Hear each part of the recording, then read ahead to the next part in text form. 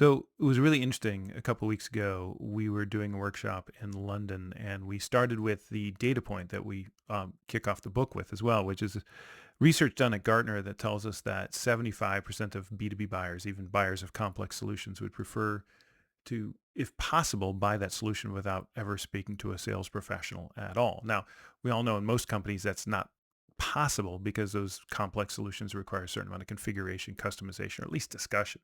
But really, I think why this data point is so interesting and so compelling is not because it's a measure of what customers are doing, but because it's a measure of what customers would prefer to be doing if they could. And the very fact that we see such a delta between customer buying reality and customer buying preference is frankly a little bit unsettling because that gap represents risk for all of us.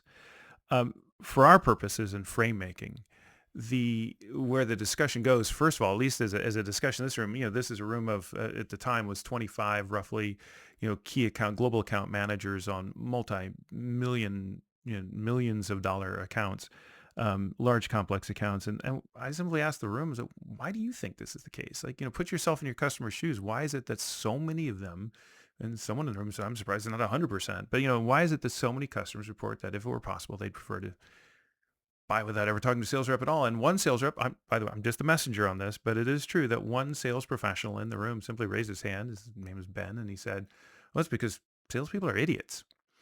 And what's interesting to me is nobody laughed in the room. Instead, everyone kind of nodded knowingly. It's like, yep. And which is, first of all, a bummer that we kind of see even ourselves that way. But at the same time, I think we'd all agree he's probably not wrong, whether it's perception or reality, or maybe actually, frankly, both. A lot of sales reps are showing up in terms of idiocy. What they're doing is they're showing up in a way that's frankly just not helpful to customers, right? That they are doing all the things. I don't need to, sort of enumerate all the different things that sales professionals can do that are frustrating customers, because I kind of think we all know what they are, leading with profit, product and features and benefits and price and all that kind of stuff. The reason why I'm talking about any of this, though, is because where the conversation naturally went, I just let it kind of run for a little bit. And the sellers themselves, the people in this room, landed pretty quickly on sort of the lesson that we were trying to get to, too, which was the key here is, you start with like, well, let's show up as not an idiot. And then you begin to think, well, what does that mean? And what does idiot mean? What does not idiot mean? But where they landed was the important point, which is, how do you show up differently? And it very quickly evolved into a conversation not of quality or competence, but of differentiation. How do I show up in such a way that customers think, I don't want to talk to salespeople, but I do want to talk to you because you're different.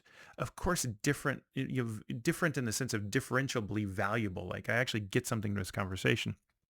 And that is ultimately the whole point of frame making, is talk about how would you have to show up? How would you have to engage with customers? What kinds of interactions would you want to sort of create in such a way that your customers think not only are you different, but you're different in a positive way. You're differentiably great. And that's what frame making is all about. And so at the heart and soul of frame making is this very simple but incredibly powerful question, which is, in this world where 75% of B2B buyers report they'd prefer to buy without ever talking to a sales professional, just stop and think about for just a moment how powerful a question it is to simply ask, what would it take to become the one seller, the one sales team that customers actually do want to talk to? Think about what that looks like. A world where your customers are thinking, I do not want to talk to salespeople, but I'll talk to you because you're different. And that's the thing we want to focus on, is not only what does different look like, but how do we define different in a way that is specifically and very purposefully designed to elicit that kind of reaction from your customer. And that's framing. Don't be an idiot. Be different.